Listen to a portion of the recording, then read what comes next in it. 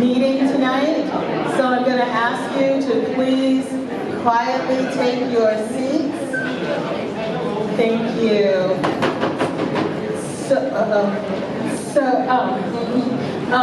My name is Cheryl Jameson. I have the pleasure of being your facilitator tonight. And before we go much further, I'm going to ask Reverend Caldwell if he will lead us in prayer, and then we'll get started.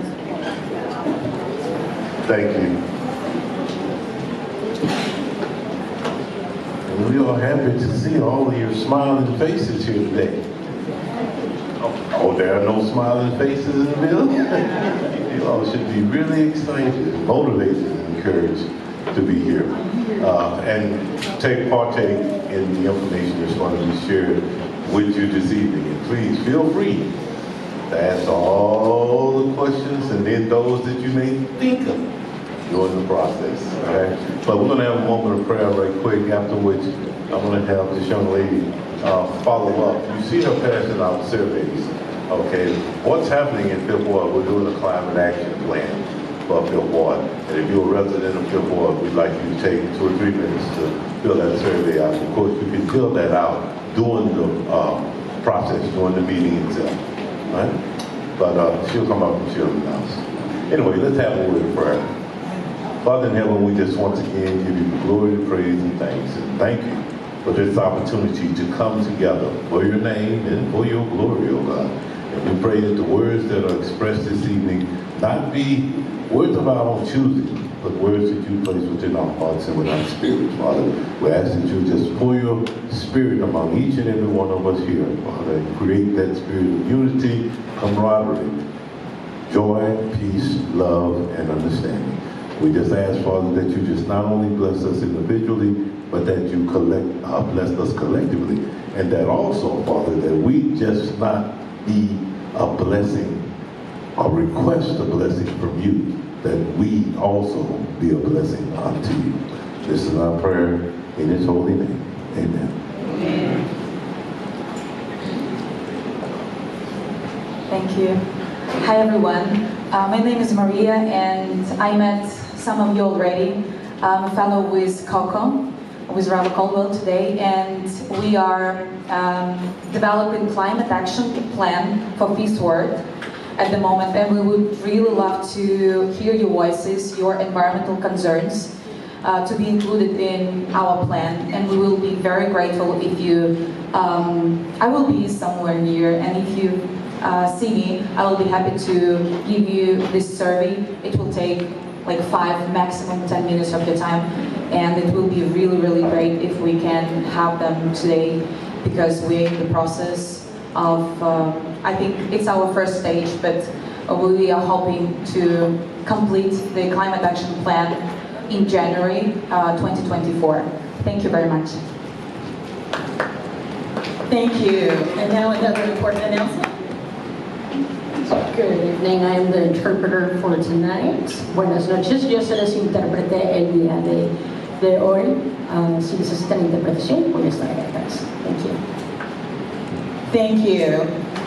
So now at this point, I know that we probably have elected officials in the audience. So I'm going to ask you to stand in a moment. But before I do, I have a little announcement.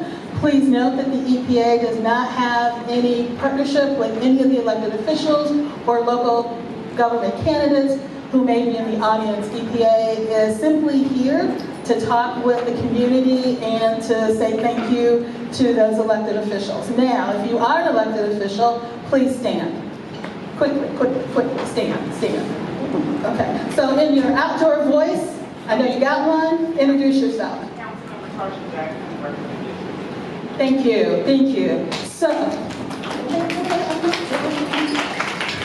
So do we have community leaders in the house tonight? If so, will you stand?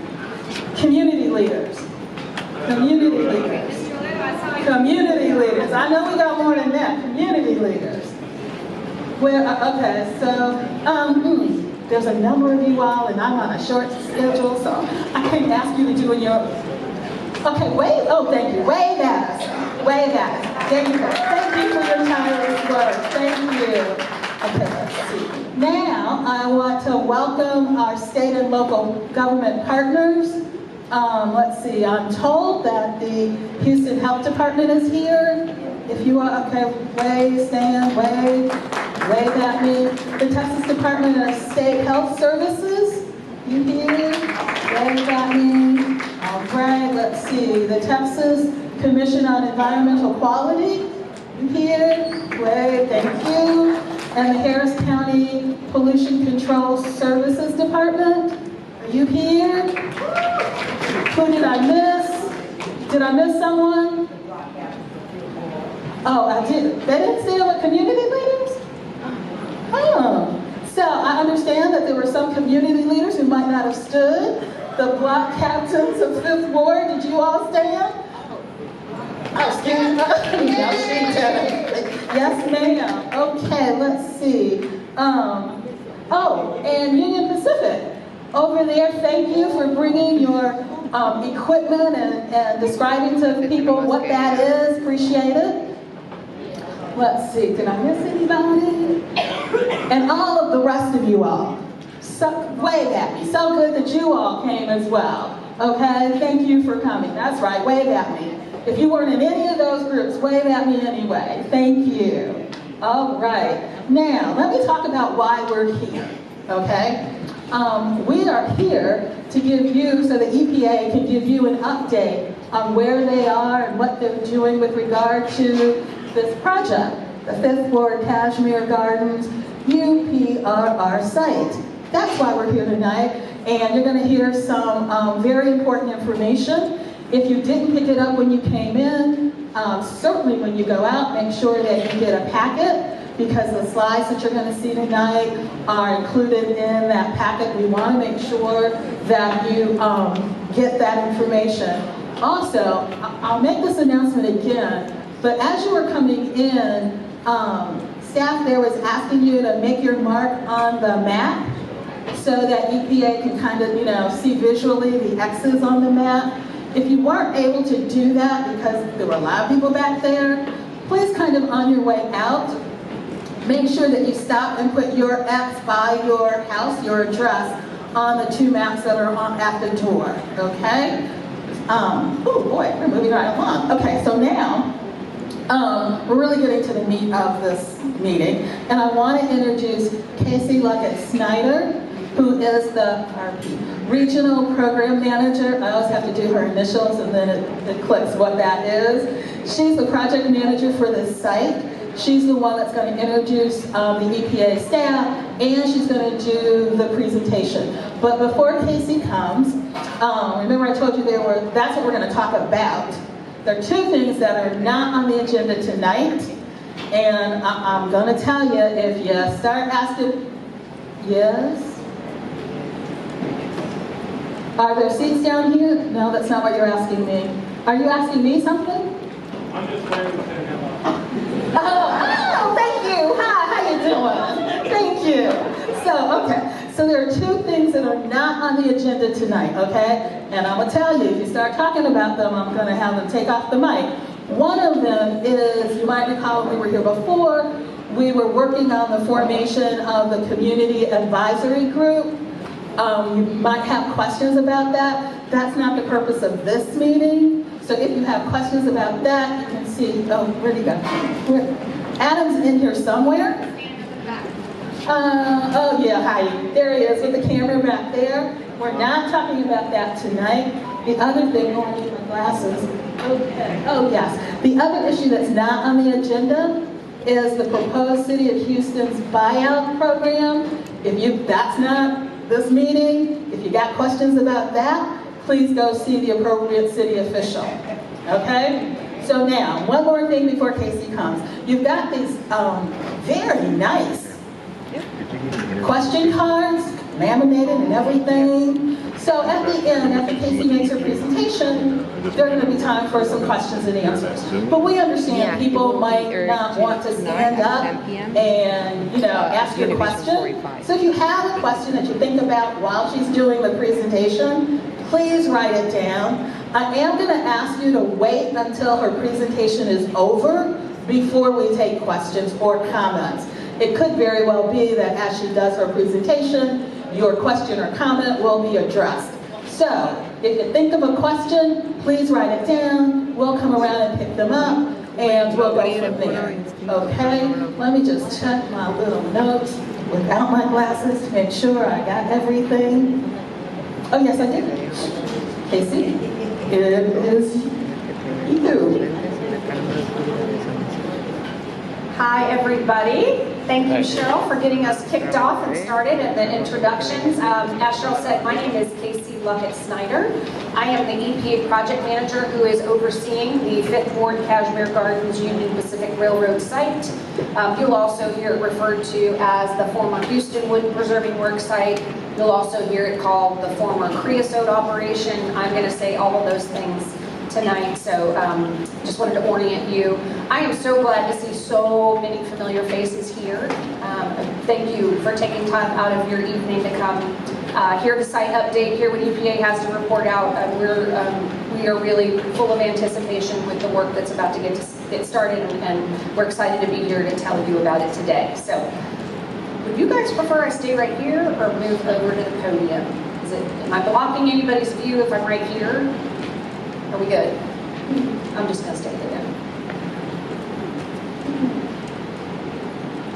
So, okay, we are definitely, oh, clicker. Let's see here. I have to point it at something in particular. Ah, there we go, magic. So as I said, we are here tonight for a site update. We're going to focus on 3 or 4 topics tonight. We're going to talk about the major activities that are going to happen under EPA's removal site evaluation and the investigation that happens as part of that removal site evaluation. We're going to be talking about access agreements for sampling, property parcels that are going to be targeted for access agreements for sampling. We'll talk about the anticipated schedule and what you can expect to see as things unfold and get started. Want to let you know that what the presentation you're going to see tonight is a condensed version of the packet that you picked up when you walked in at the sign-in table. That's a really long presentation, and I didn't want to do all those slides. But there is some really good background information in there. If you haven't been able to join EPA for one of our other community meetings when we first came into the community, we first started talking about our work with under a legal agreement directing Union Pacific to do this removal site evaluation. All of that information is in there. Why EPA Superfund program is here, how we got involved. So all that information is background for you, and it's in the packet, so I would encourage you to take a quick look at it. I'll do like a 15-second summary here for you. EPA is directing and overseeing a removal site evaluation. Again, that's something I'm going to just be calling the investigation because it's easier than saying removal site evaluation every time. Under the Superfund law, under federal law, Union Pacific Railroad has been identified as a potentially responsible party. So EPA and Union Pacific Railroad entered into a legal agreement for for EPA to oversee and direct the removal site evaluation that Union Pacific will actually be conducting and performing the work. EPA is directing the work, we're overseeing the work, we'll be there every day. Union Pacific is actually implementing and conducting that work. So just kind of wanted to set that stage for you as we move through the slides tonight. And if you have any questions, again, Cheryl encouraged you to jot them down, and we will get to a question and answer session at the end. So I want to start today's presentation by saying EPA is committed to this community to tracking and finding contamination from the former Houston Wood Preserving Works site, from that former creosote operation, in the neighborhood surrounding that former creosote operation, and taking action necessary to protect people's health. So that's why we're here. That's what the removal site evaluation will do. It will collect the scientific data we need in order to take an action.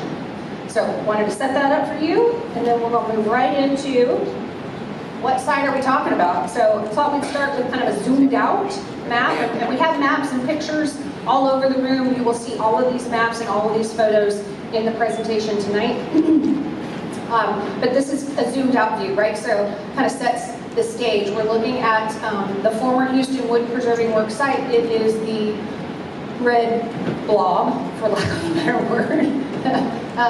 In the middle of the map, as you can see, it's located in the 5th Ward. Denver Harbor is located to the east, and Cashmere Gardens is located to the north.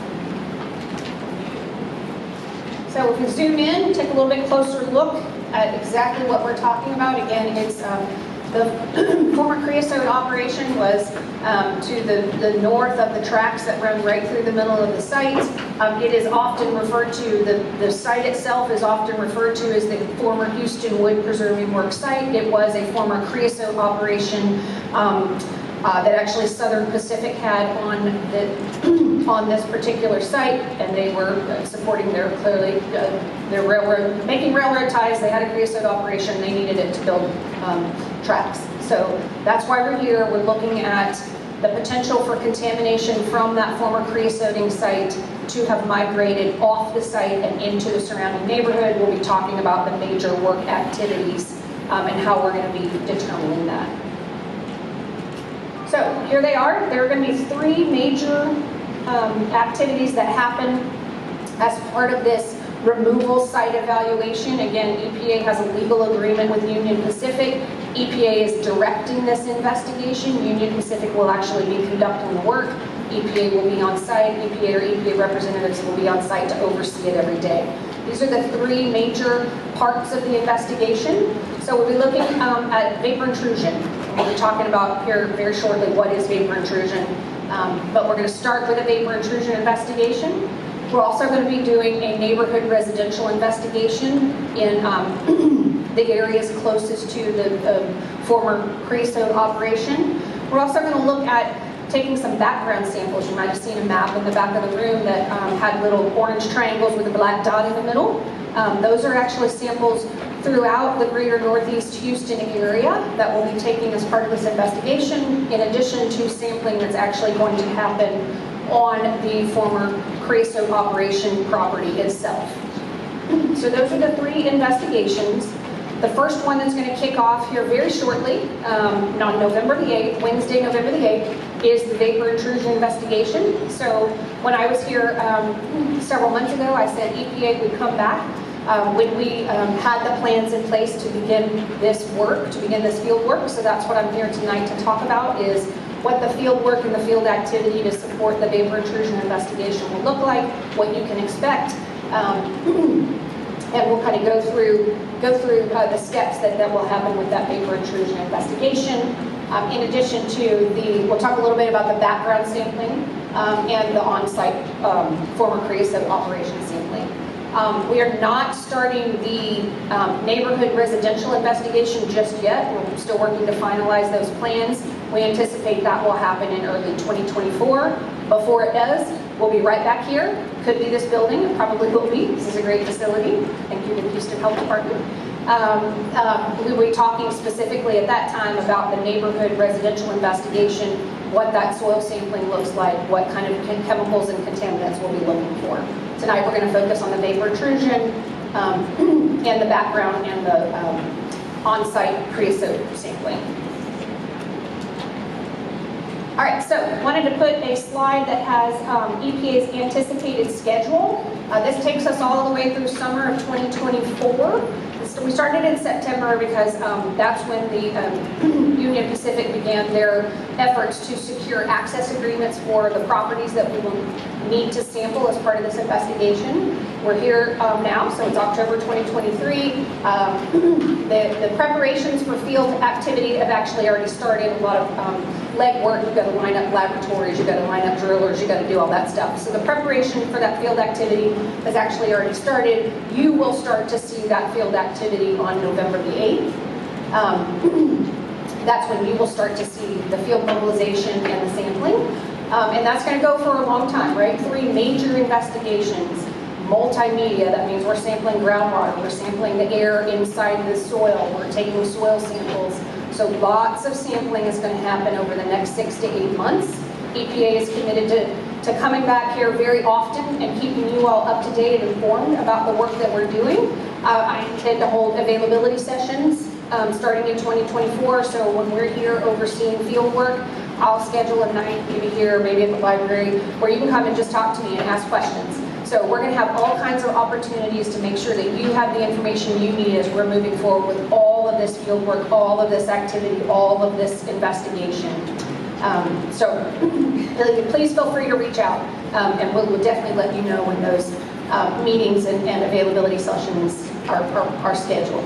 So as we move through the winter and into the spring, this field sampling and investigation is going to go through probably the May-ish time period. That's what we're anticipating right now. We're going to be taking all of that sampling data, and the purpose of doing all of this sampling and these very thorough investigations is for EPA to use that data to determine if there's a risk to public health. I said first thing on the first slide, EPA is committed to finding any contamination from that former creosote operation and taking action needed to protect people's health. We have to have information and data in order to take that action, and that's what the next 6 to 8 months is going to give us. There will be a human health risk assessment as we go through the process, and that human health risk assessment is what informs whether or not there is a risk to human health based on current exposures and what type of action EPA needs to take. There will be a removal site evaluation report, and I am anticipating at this point, schedules change as you all know, that sometime in 2024 EPA will be positioned to make a decision about any cleanup actions that are necessary to protect people's health. So you might have seen a map in the back of the room. This is also in your packet. This is the area that EPA, based on sampling that has previously occurred, sampling that's been done by the Houston Health Department and others, this area that is shaded in blue around the former Houston Wood Preserving Works site and around the former creosote operation, this area that is shaded in blue will be EPA's initial focus area for the investigation. So this is where we are going to start the sampling, where we're going to start focusing these investigations that I'm talking about tonight. There are a lot of properties in those blue shaded areas. We're going to be targeting about 342 properties. And so again, this is the initial focus area for the investigation. The data that's collected in the blue shaded areas will inform EPA's decision about whether or not data is needed in a more expansive area.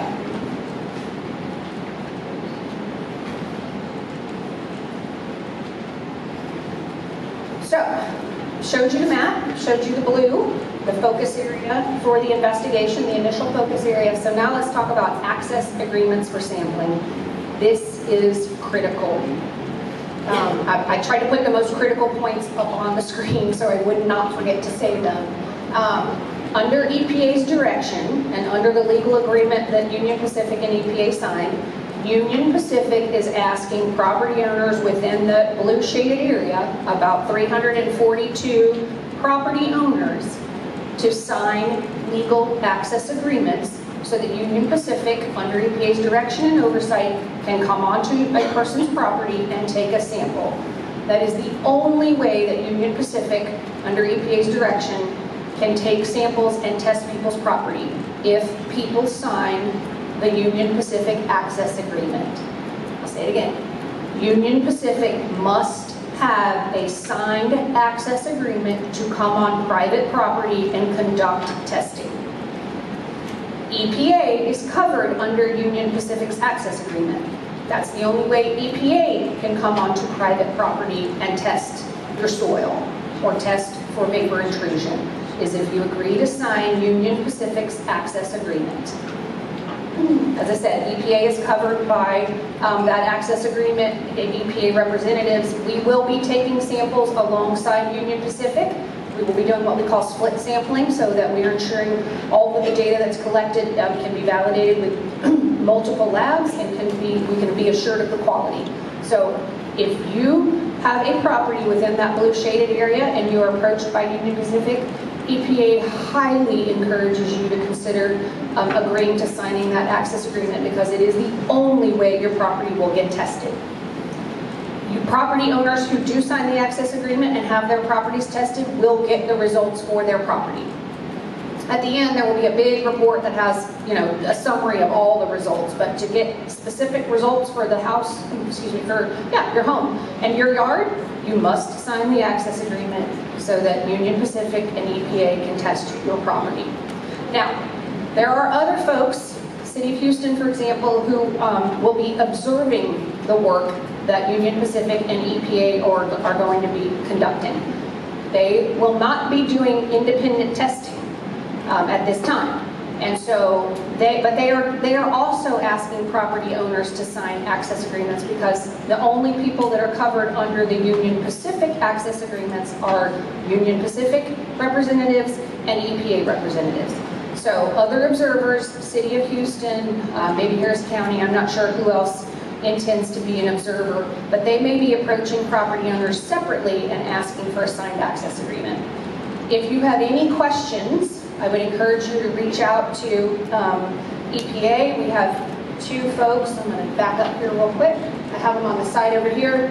We have two folks at EPA who are happy to answer specific questions and to verify if your property is one that is within that initial focus area. It's Adam Weiss, who is our community involvement coordinator, and Dan Zahner, who is another EPA project manager. He's raised his hand in the back. So please reach out to us if you have any questions. I think I have hammered access agreements enough. So we will move on.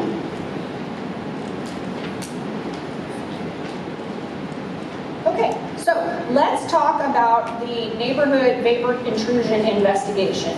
Let's talk about what is vapor intrusion. It's kind of a little tricky subject. We've got some maps and we've got some illustrations that hopefully explain it. But if you have questions, we've got a fact sheet that talks about what vapor intrusion is. Union Pacific also has a fact sheet about what vapor intrusion is. We want to be sure we're answering your questions about what is vapor intrusion and what does that mean. Again, there's major components of a vapor intrusion investigation, so we're going to talk through those. We're going to talk about where the vapor intrusion sampling will occur and when that work will start.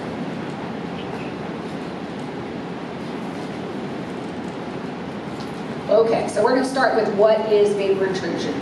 So I will make a little disclaimer about the illustration that you see on the screen and the one that's in your packet. They are the same.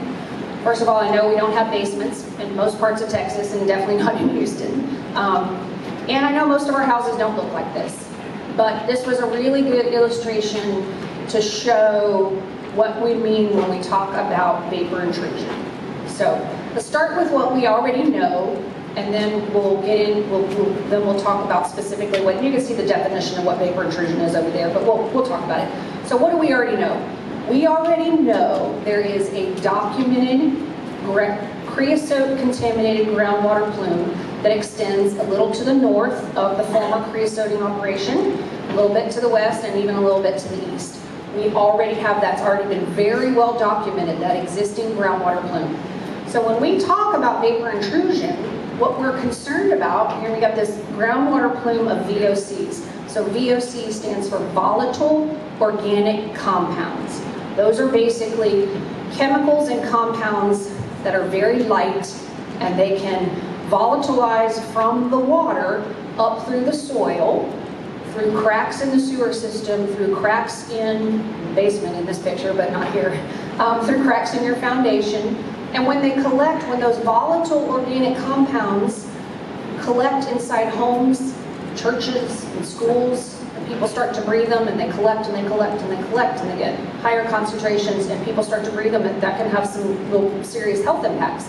So this investigation is looking at the potential for the volatile organic compounds that are in that contaminated groundwater plume to migrate up through the soil and into any buildings that may be at the surface. So, and you can see all kinds of different things, right? I mean, you can also get vapor intrusion from contaminated soil. If you have contaminated soil at depth and there's volatile organic compounds in that soil, they can volatilize off of the soil and move through the soil column. Again, I mentioned Sewers, so utility lines are something important, right? So if a sewer line, a sanitary sewer, or a storm sewer even, but mostly sanitary sewers, since that's what's connected to our houses and our schools and our churches and all of our buildings. If they have cracks in it, that can be a way for contaminants to migrate into a building. You can see up here in the corner going into the green home there, vapor intrusion through cracks in a foundation. So that's a very real thing. Foundations crack all the time, especially in Texas with our clay soils. And if there are vapors in the soil, they can move through those little tiny cracks in the foundation or really big cracks in the foundation and up through the subflooring and into the home. So the vapor intrusion investigation is looking at the potential for those volatile chemicals, those chemicals that evaporate very easily off of the contaminated groundwater plume to move up through the soil and collect inside buildings. So when I'm talking about vapor intrusion, I always like to give people a visual. So I say, think about pumping gas. You pulled up to the gas station, you put the nozzle in, and it's July, right? So it's really hot outside. And you click the button, and as you're standing there doing whatever you're doing, you start to see these little fumes coming out of the gas, coming out of the out of the nozzle, out of your gas tank, and out of the nozzle. Those little fumes that you see are volatile organic compounds. Those are the chemicals and contaminants that are very light and they move very easily through soil and they collect, again, they have the potential to collect inside buildings. That's what we're going to be looking for. So where are we going to be looking for this? I said let's start with what we know. What we know is there is a very well documented groundwater, contaminated groundwater plume, primarily to the north of the south. It's not north of the former creosoting operation, but there's also a little bit of a pocket of contaminated groundwater that's to the west, and then a little bit of a pocket that's over here, mostly on site to the east. So EPA has directed Union Pacific to structure their vapor intrusion investigation, so we're sure we're covering all the area that has that contaminated groundwater. That's the potential source of the vapors that we're talking about, the volatile organic compounds. So when we do a vapor intrusion investigation, we take a phased approach. So the very first thing we're going to do, and you're going to notice on November the 8th, is Union Pacific will be in the field and they will be drilling shallow groundwater monitoring wells. Right? We need to know where that contaminated groundwater plume is exactly in the very, very shallow parts of the groundwater. What are the contaminants there? So they're going to be drilling 29 new shallow groundwater monitoring wells. We also sample the air that collects in the void space inside the soil. So when we talk about sampling that air that's in the void space in soil, and it's very small, we call that soil gas sampling. So EPA is directing Union Pacific to do soil gas sampling as part of this investigation. They will be installing 24 soil gas sample probes. There's a great example of what that looks like on the back table, so I encourage you, if you haven't had an opportunity, to go back and take a look. Oh, there it is, Kevin's holding it up. It's not huge, right? None of this work is highly invasive. This is all things that are going to be pretty easy to do and get installed, but that's a lot. 29 new shallow groundwater monitoring wells, 24 new soil gas probe. So all of this work is going to be focused in order to collect groundwater data about the groundwater and to collect information about the soil gas. We're also going to be sampling the sanitary sewers and the storm sewers, both the vapors inside the sewers and the liquid itself. So we'll know, well, if there's any cracks and if there's contamination in the sewer and there's any cracks in someone's foundation, as that plumbing and utility line comes into your house, there's a potential for that to migrate into your home. So this is the focus area for the vapor intrusion investigation. Again, this is the work that is going to start first. The field activity that you will see starts November the 8th. We will get the data back from this in early 2024, in the first month, 8 weeks.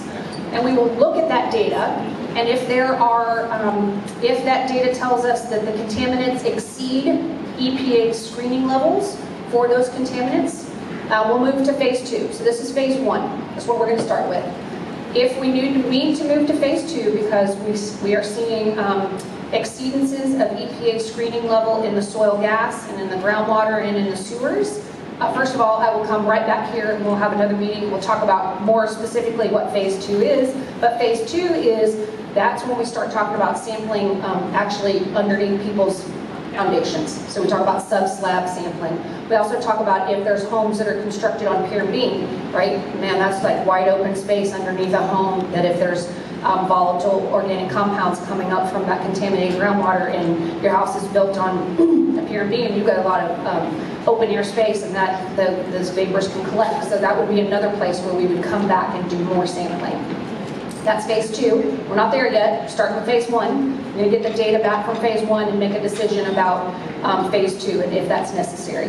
If there are no exceedances as we're doing the soil gas sampling and we're getting all that data, that tells us, it's very reliable data, and it tells us that vapor intrusion is not occurring, that the volatile organic compounds that are in the groundwater are not volatilizing and moving up through the soil.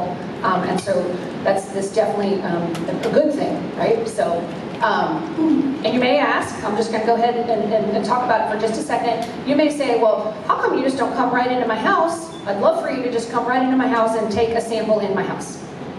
So the easy answer is the air inside your house is very dynamic. It changes all the time. The air inside the soil doesn't change much. So that's where we look first.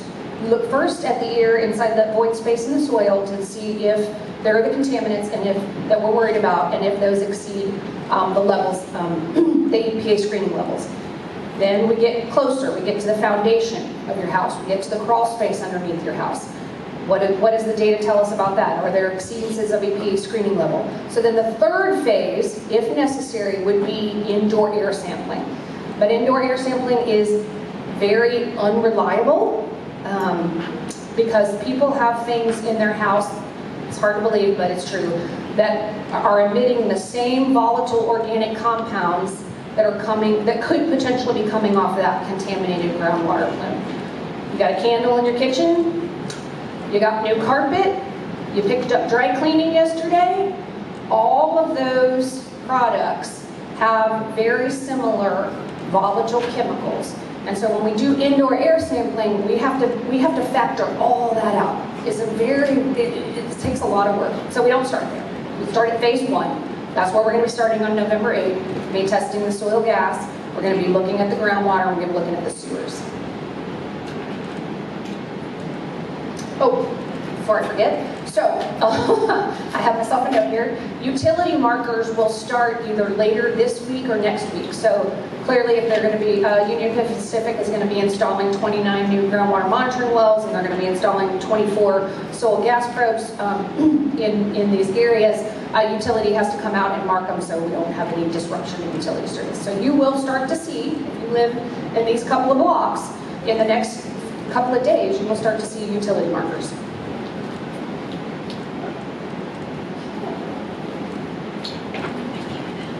All right, here's a little illustration of when we talk about how sewers can play a role in vapor intrusion. As I said, if there's cracks in the sewer system, the sewer is connected to your house or your school or your church, and there's the potential for the volatile organic compounds to migrate into the sewer and then into your home. So this is also an illustration in the back, and it's in your packet.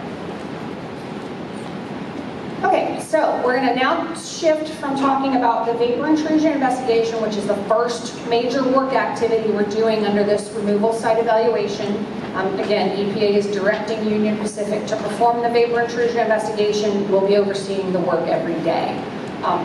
In addition to that, EPA anticipates before the end of this year, we will also begin the work activity that's focused on looking at background sampling and taking actual samples on the former creosote operation. So this is a zoomed out view. We also have this map in the back, and it's in your packet. This is a map that depicts the 20 sample locations where EPA has directed Union Pacific to take background samples. So you can see they're not very near the former Houston Wood Preserving Works site. They're not very near the former creosote operation, and that's on purpose.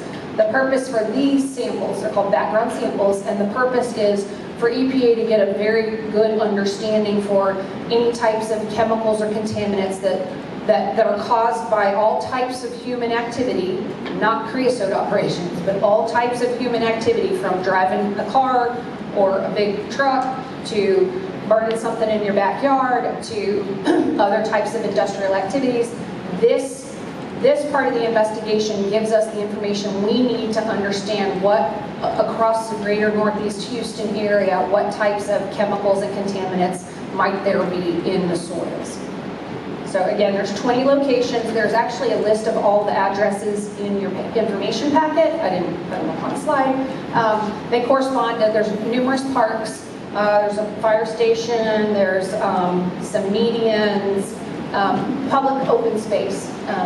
So no one will approach a private property owner to get these, to get an access agreement for these samples. The access agreements for these samples are all being handled by either Houston or Harris County, because this is all property that's owned by Houston or Harris County.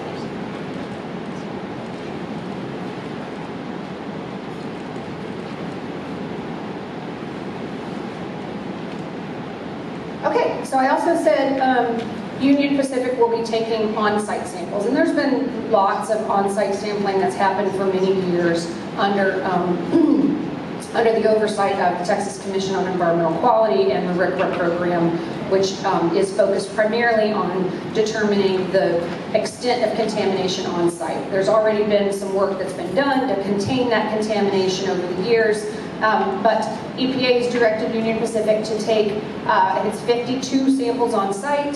The purpose for this is so we will see what types of chemicals and contaminants currently exist on site.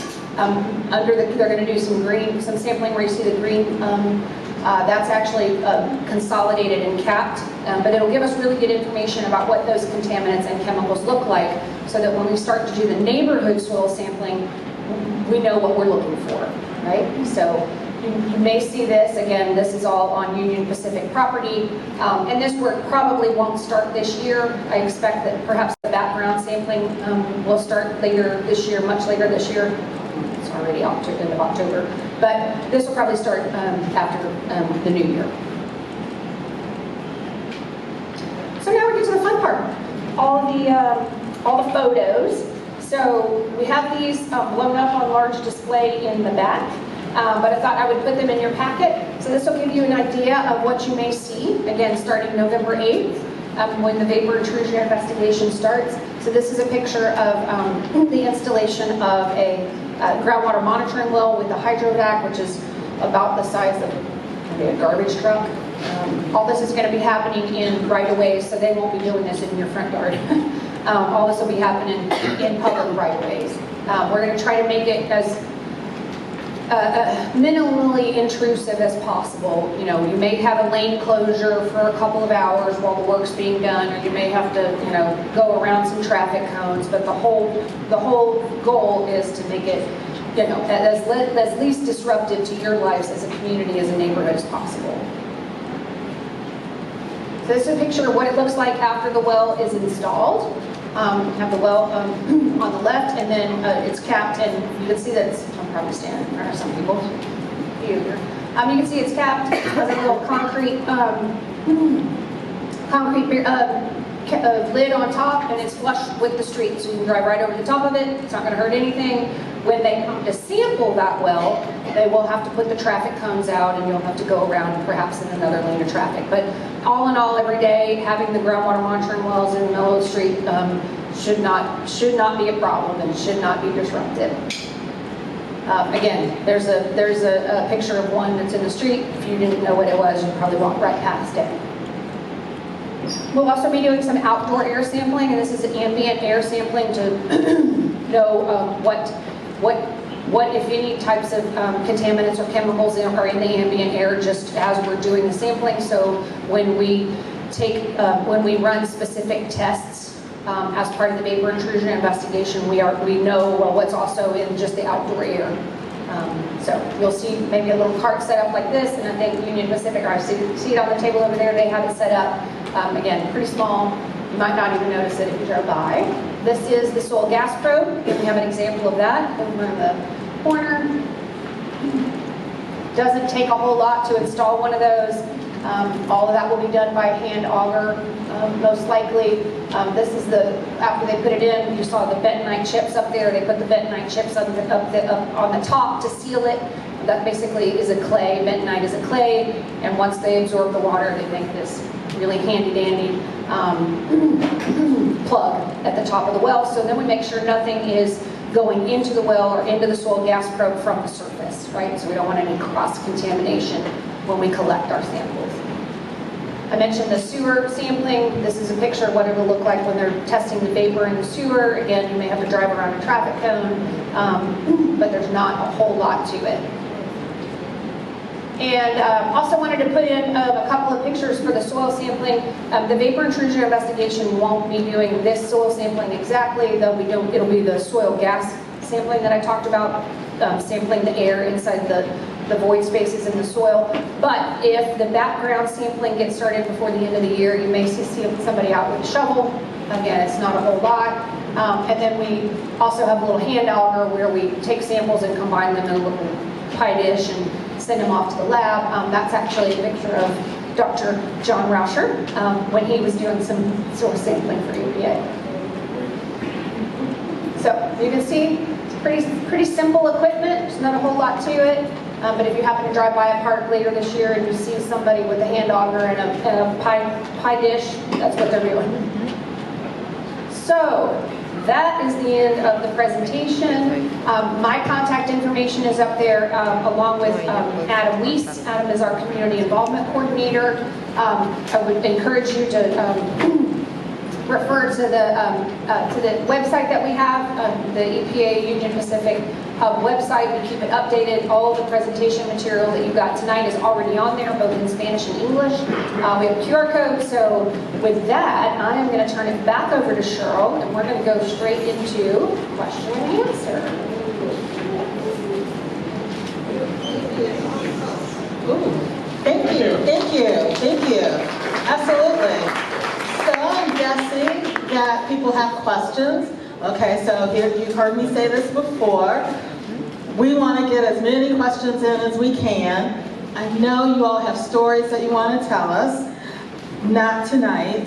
Please be as brief as possible so that we can get as many questions in and you can get as many answers. The other thing, remember the cards that are on your, may I do this? The cards.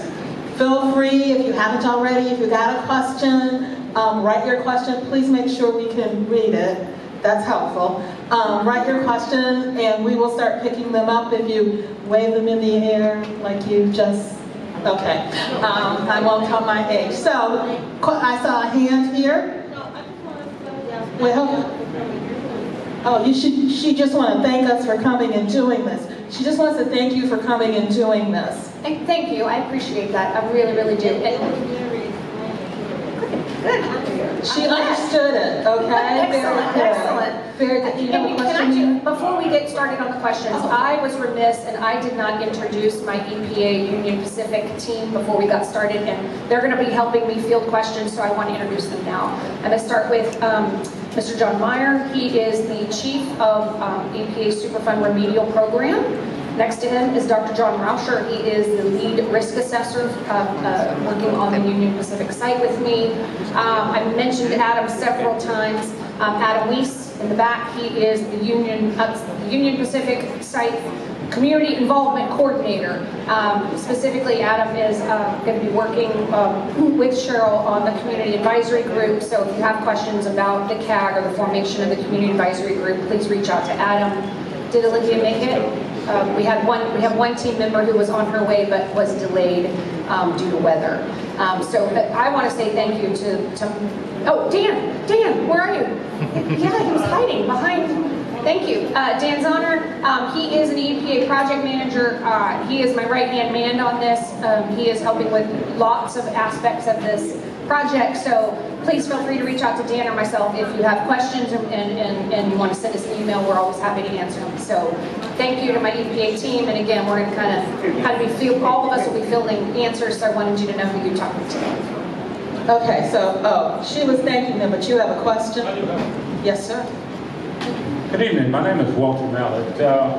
Earlier this year, we had a major water break right there at Liberty and Lockwood. Thousands upon thousands of gallons of water was spilled into the street and the surrounding areas. We tried to communicate with Union Pacific, and they informed us that wasn't their property, but it was right on their property line. How troublesome would this be according to these tests?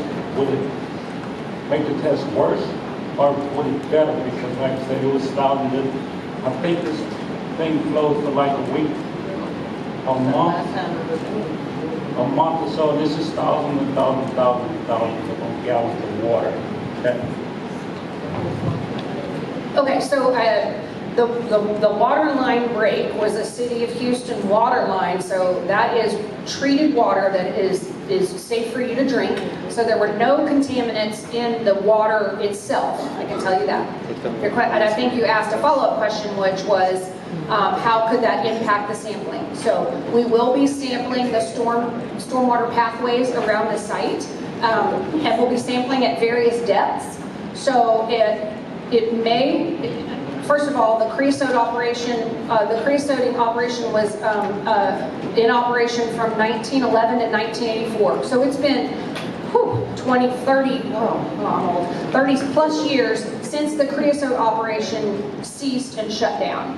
So there's been a lot of rain and a lot of flooding that's happened. If there were contaminants from the site that were in the stormwater pathways, they may have moved.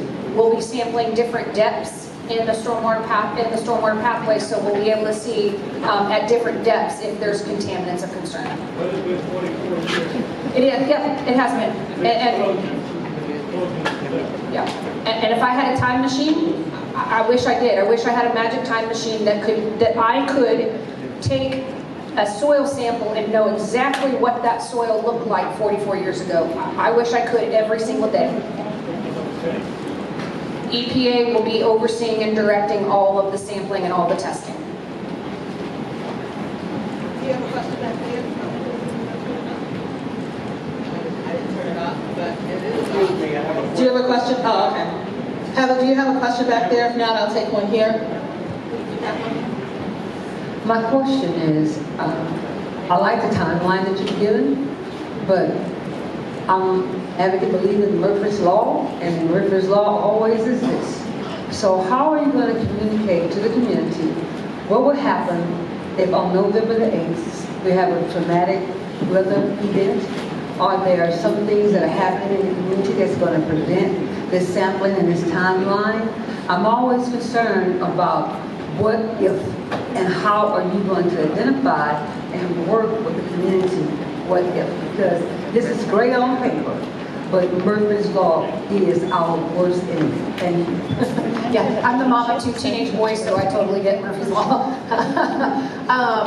First of all, the website is the best place for information. We can update that hourly if we need to. I have already updated the schedule on the website 4 or 5 times. And just little things have slipped. There hasn't been anything dramatic. There's been no hurricane or anything that's been preventing work. But just little things have changed. And I wanted to make sure people knew we would be here in October, so I added that. So that's the best way. The next best way is for us to utilize our local partnerships. So we have a wonderful local partnership with the City of Houston and with Harris County. We meet weekly. So they are well informed if we have a schedule change for some reason. So always feel free to reach out to a representative with Houston or with Harris County. We also utilize relationships and collaboration with local community leaders. So in the event that something catastrophic happened and prevented us mobilizing to the field and starting the field work on November 8th, Adam would reach out directly to the community leaders and let them know that there had been a change in the schedule. Once the community advisory group is up and running, that will be the best vehicle for EPA, in addition to the website, for us to communicate any changes. Okay, let me take one of the written ones. Okay, let's see. I understand that Union Pacific began their efforts to reach out to the affected area property owners regarding the access agreements. What exactly are Union Pacific's efforts? Are they knocking on doors, calling the property owners, sending letters in the mail? Are they making more than one attempt to contact property owners in the testing area? Yes, yes, and yes. Letters have gone out. There has been a second mail out as of this week to property owners within the blue shaded area, the initial focus area for the investigation. Union Pacific also has representatives who have conducted door-to-door neighborhood canvassing, knocking on doors, asking people to sign access agreements, explaining what the access agreements are. And I will actually, I think that's an excellent question. So I will invite somebody from Union Pacific to speak for just a moment about the specific types of activities related to the access agreements. Yes, good evening everyone. Richard Zentek, Senior Director of Public and Government Affairs for Union Pacific. As Casey detailed, yeah, we've got a robust team that has been going out, doing those door-to-door knocking. We're continuing those efforts. We've got our team that's here this evening as well. But we'll continue that. If you've got questions tonight, I know there were a few that we had that we addressed. We'll be at this table to answer any of those questions or help clarify anything on our efforts related to getting those access agreements. Thank you.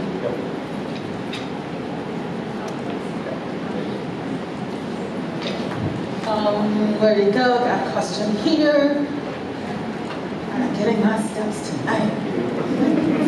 Thank you. Got a question here about communication to the community. We don't need a disaster. We need to communicate on a regular basis once we have the investigation going forward. Yes, you have a CAG. Yes, you have a CAB. Okay? But it's very important that the EPA communicate to community leaders and the community on a regular basis, whether it's every 2 months or 3 months, what is the update? Keep us informed. A lot of people don't have Wi-Fi in our community. So it's word of mouth, rumors, Twitter, X, and everything else they can find.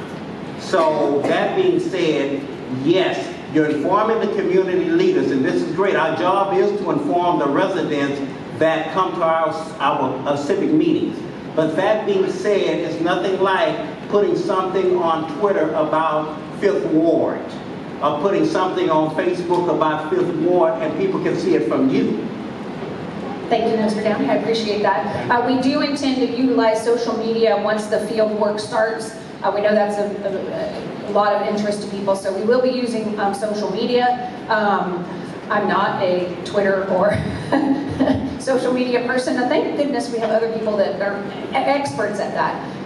But I appreciate your sentiment. I couldn't agree more. I am going to stand up here and commit to you all. EPA will be here keeping you updated. Again, as often as possible. I intend, when I'm here overseeing the Union Pacific work, I will have availability sessions. We will announce it through the community leaders, through our website. We will utilize our relationships with Houston and Harris County to get the word out. And again, once we have a community advisory group that's formed and up and running, that is the purpose of a community advisory group, is to be able to be that instrument to share information with the community at large. If you all have other suggestions for effective ways that EPA can communicate, please reach out to me, Dan, or Adam. Adam, where are you? Somewhere. Oh, over there. Please reach out to one of the three of us and let us know. I had a great conversation with somebody from the city of Houston earlier about effective communication and ways that we can improve that. So let me do this one and then I'll come to you. Will EPA explain the data analytical reports to residents or only list analytics and / values? Oh, okay. And then the second question is, background samples mainly near major highways, will this increase baseline readings? And I don't know who asked that. Okay, you got it? That's okay, I can answer. Got it? Good. I got it. Okay, so as I said, if you sign an access agreement, Union Pacific will conduct testing in your yard, and you, the property owner, homeowner, will get the specific results. We will talk about the most effective way to interpret those results for you all. Risk communication is something we really want to make sure that we're doing, so that we're not just handing you a piece of paper that has a bunch of data on it, but so that you really understand what it says. We will ensure that when you get the information about your specific property, it is interpreted for you, that you can clearly understand. Should I be worried, right? Because that's what we all want to know. Should I be worried because I'm letting my kids play in the backyard, or because I have a garden, or whatever it is. Second question. Oh, background. Okay, so thank you. We designed the background sample locations to reflect a lot of different conditions in Northeast Houston. So 10 of those, I know it's just a map you're seeing on a screen or back here, and again, we provided the addresses specific in the packets. 10 of those sample locations are what we're calling near vehicle or near traffic locations. So we'll have a good idea of how much vehicle emissions and pollutants from vehicles are impacting the greater Northeast Houston area. 10 of them are actually, even though it looks like on the map they're right next to the highway, they're not. They are a distance from the highway, or they're a distance from vehicular traffic. So that'll give us another set of data, so that we'll have a comparison between the two. We also designed the background sample locations so that some of the locations are within the identified census tracts where there's cancer clusters. The Department of State Health Services has done a cancer assessment. That's one of the reasons that EPA Superfund program is engaged and why we're here. So some of the samples are within those tracts, some of them are not. Right? The whole idea for the background sampling is for EPA to really understand all of the contaminants and chemicals that are in the background of greater Northeast Houston. Thank you. That's actually one of the questions I had about the methodology behind the sampling size. Like, you kind of spoke to that, so I appreciate it. I do want to... Sorry, can you stand up? Because I can't tell where you are. Oh, I'm right here. Oh, okay, thank you. I was looking all around. You did kind of speak to the methodology behind the sample size, so I do appreciate that. I do also want to echo the communication aspect, that a lot of the property owners in this community are older, without Wi-Fi, that may not have Wi-Fi, just know how to have access to a computer. So we want to make sure we exhaust all levels of communication in that regard. But I kind of want to go back to the access agreement. Is there going to be a copy of that made to the public? What does it say? Is it going to be in legalese? Is it going to be made for the homeowners to actually understand? And then is there going to be an advocate out with you guys to kind of speak to the homeowners and advocate on their behalf, as opposed to just the EPA representatives, the city representatives, who may or may not have our best interests in mind? So can you kind of speak to that? Sure. So as the Union Pacific mentioned earlier, they've put together, and I want to be clear, the folks who are approaching property owners for access are Union Pacific representatives at this time, because there is a legal agreement between EPA and Union Pacific that requires Union Pacific to get these access agreements on private property to conduct the sampling. So the representatives who will be approaching property owners within that blue shaded area, within the initial focus area for the investigation, they are, as Union Pacific said, it's a robust team. They're not necessarily advocates for the property owner. That would be, but the property owner is welcome to invite their own advocate or their own attorney to the conversation, or to take a copy of the access agreement and say, thank you, I'm going to go talk to a local community leader, or I'm going to go talk to somebody who can explain it to me. It is a legal agreement, so it has some legal language in it. If a property owner has specific questions, either the Union Pacific representative can answer them.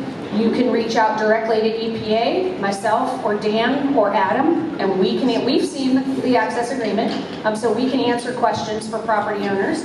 So I would hope that may alleviate some concerns. But no, there is not, EPA has not retained an advocate for the property owners. So while I'm walking this way, let me just ask this question. Here I am. Okay. Does the smell and the runoff of the creosote affect the gardens we plant, the food we eat, and when we cut our grass? Is all of that affected, and if so, how? So that's what we're going to find out. We're going to find out if there's any contamination from that former creosote operation that has migrated off-site into the neighborhood. We're going to figure out whether or not it's at levels that present a concern for people's health. So we actually have a really handy-dandy urban gardening fact sheet on our website. I don't believe that we brought copies this evening, but I am happy to get those and get those distributed.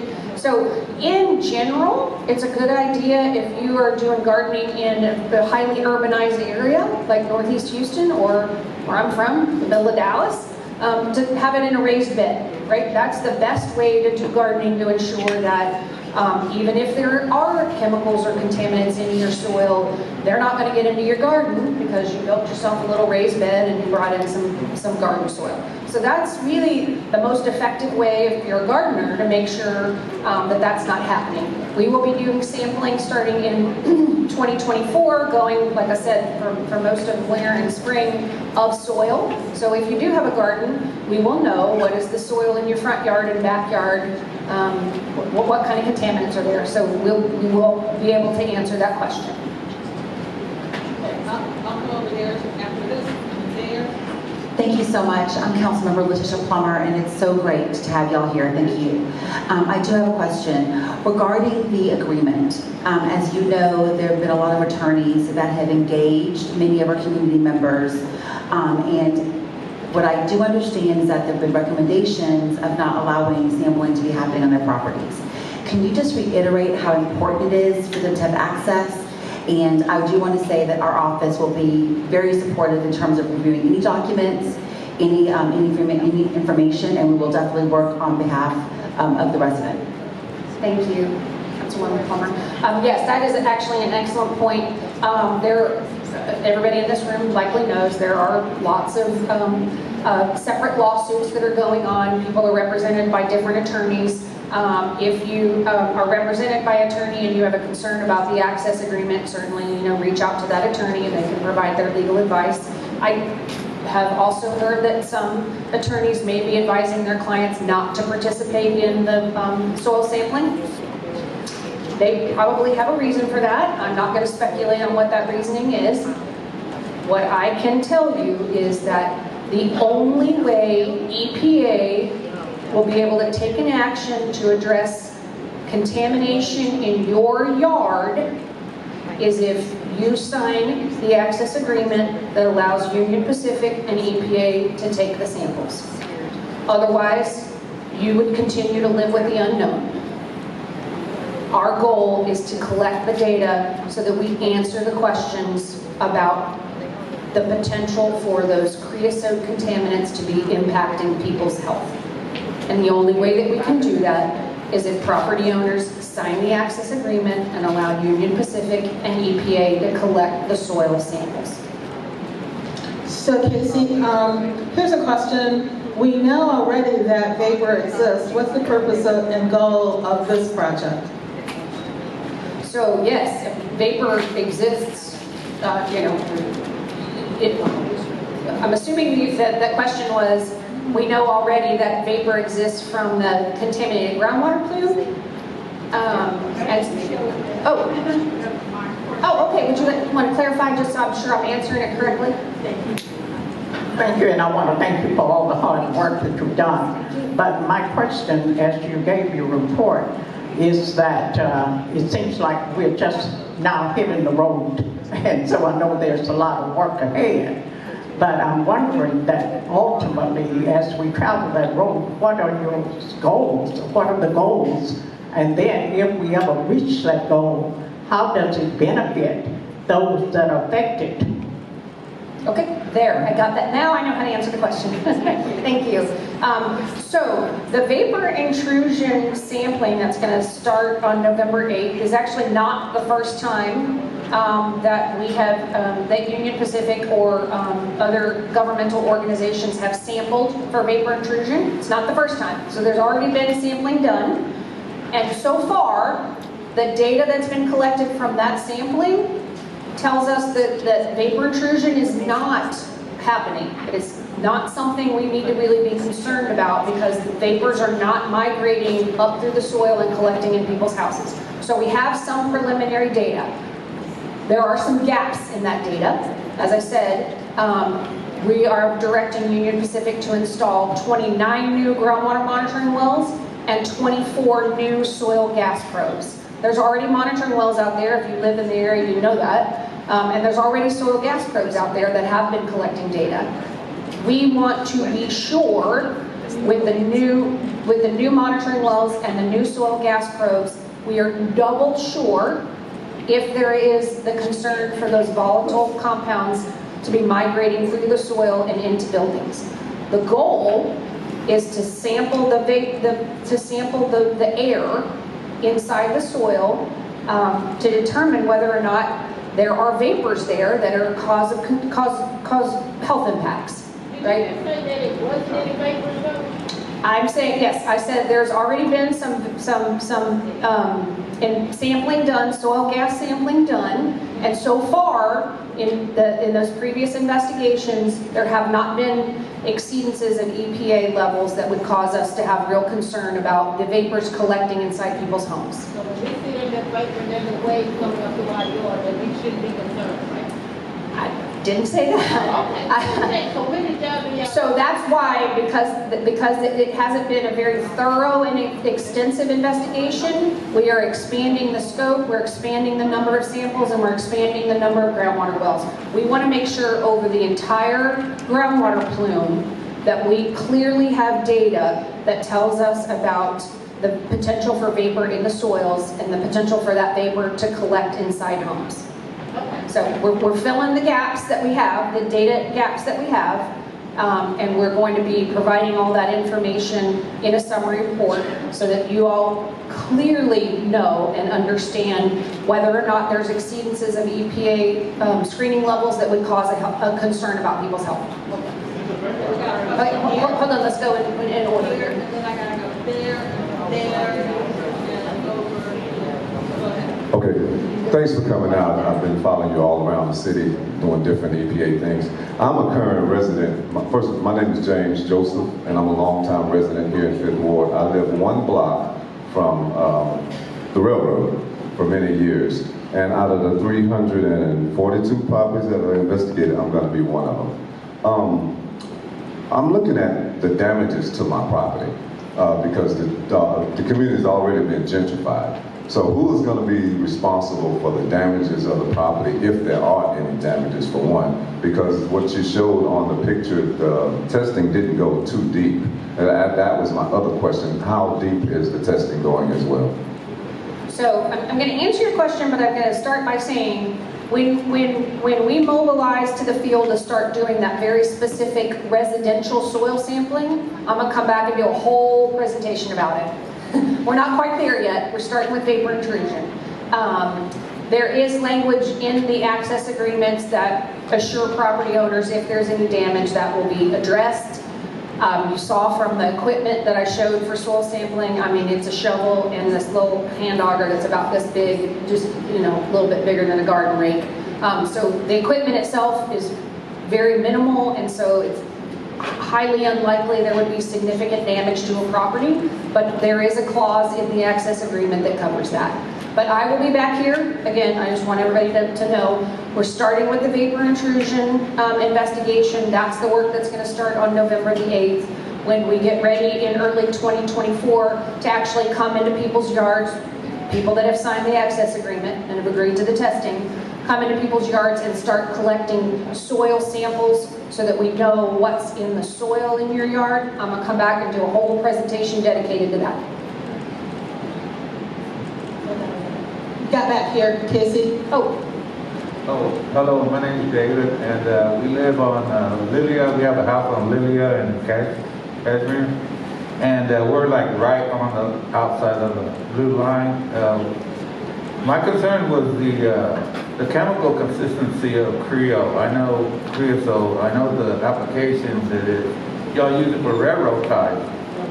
And I'd like to understand exactly what we're looking for, or what y'all are looking for, and what kind of irritants that they have in the creosote process and application. So we have a great fact sheet in the information packet that you picked up that talks about creosote contamination. It talks about best ways to avoid having it irritate your skin. If you happen to come into contact with it, I would say don't touch it for sure.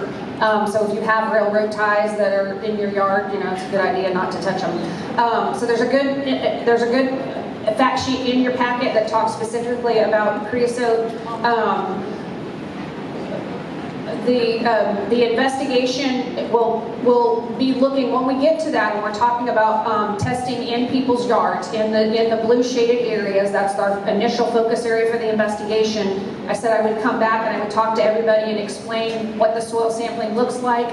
There are many chemicals that EPA will be looking for when we run those soil samples. I will have a whole list of them. There's a list of what we'll be looking for in the vapor intrusion investigation in your packet. It's a lot. And there's going to be a list when we get to the soil sampling. We'll come back, we'll talk through all of that. There will be a lot of chemicals that we will be testing for, that the test methods that EPA is directing Union Pacific to use, they test for a lot of different chemicals. So it covers all of the potential chemicals that are associated with creosote. But you're not recording. You have another one? Yes. I also had a question on the access agreements. If we get, the paperwork or whatever and we sign it, would we be told exactly when y'all would be coming? Okay. Yes. So there's information in that access agreement that talks about when the sampling would be happening, and I'm not even going to pretend like I can remember exactly what it says, but if a Union Pacific representative would like to address that question about what the language in the access agreement says, would be great. Is somebody going to answer that from over here? Clint, Dan, that specific question was lobbied to you guys? So, yes, thank you for the question. My name is Clint Shelvitsky with Union Pacific Railroad. So within the access agreement, it says we will contact the property owner within 3 days before we're going out to test. And so as we're collecting access agreements, we're also collecting contact information, or your preferred contact information, whether that be phone, email, or if we don't have either of those, we mail in advance to let you know when we'll be on the property. So with regard to the access agreements, let me ask a follow-up question, because I got several of the same question here. What about owners who are not there? How will they be contacted with regard to access agreements? Yeah, so those are absentee landowners, and certainly there's a number of them. Those absentee landowners are being targeted by mail. So as I said, there's been 2 mail-outs going to absentee landowners, and then there's a handful of properties where nobody seems to know who owns it, right? I mean, that happens.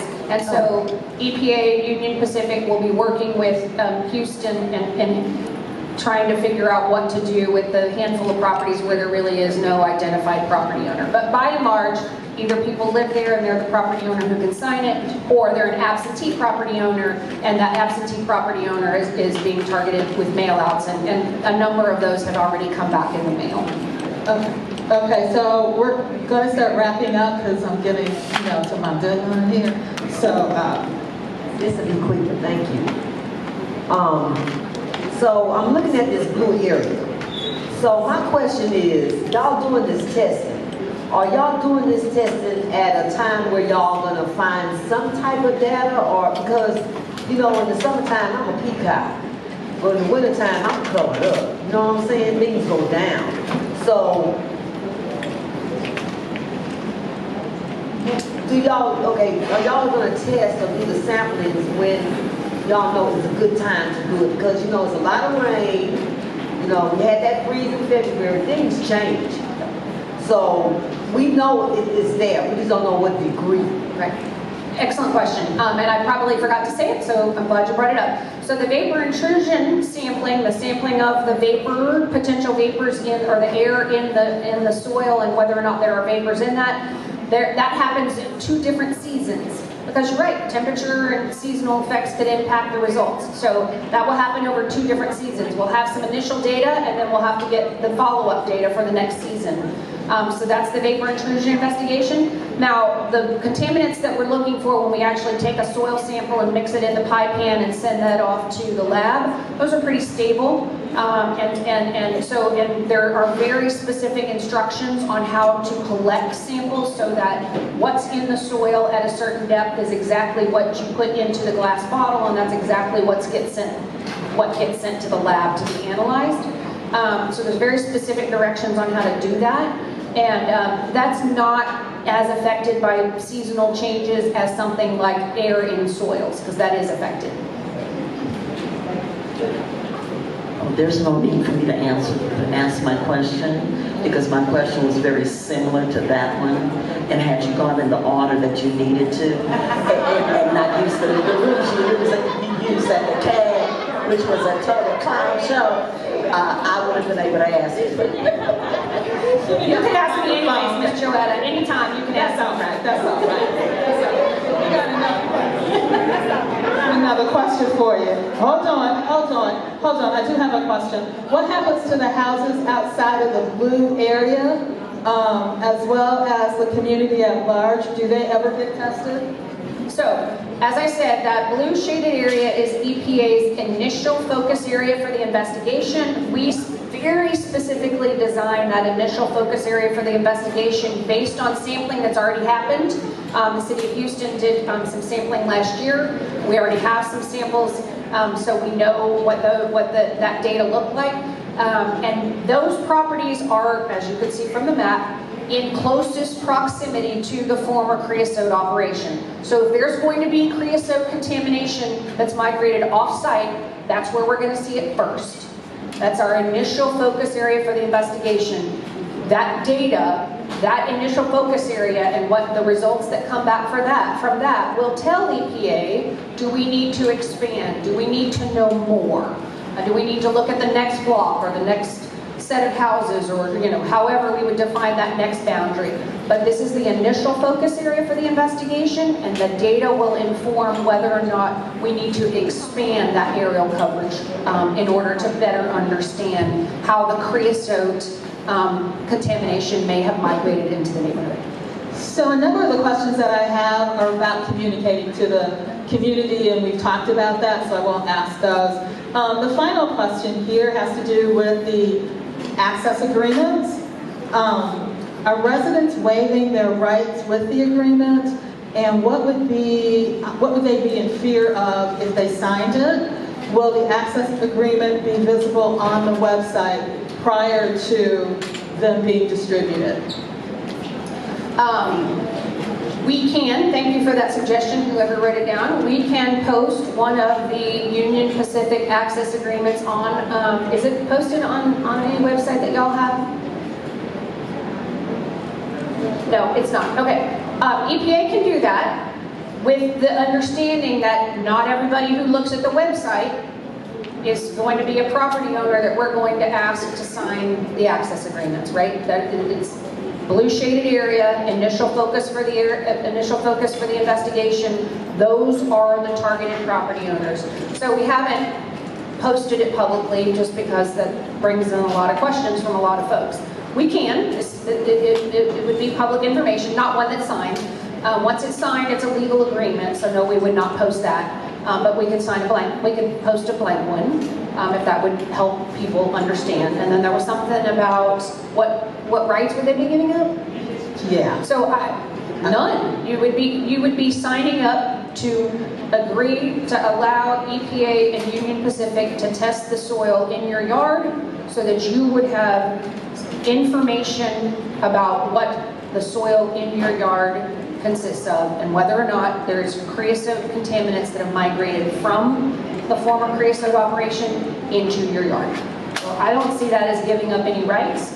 The property damage is a clause that's covered in the access agreement. Union Pacific talked about you get notice, they'll call you 3 days before or send you a text or whatever, so they don't just show up. So from my non-legal perspective, no, you are not giving up any rights, but certainly if you have concerns, you should reach out to somebody that could advise you on that. And that's our final question. So thank you all for coming, thank you for your attention. Thank you.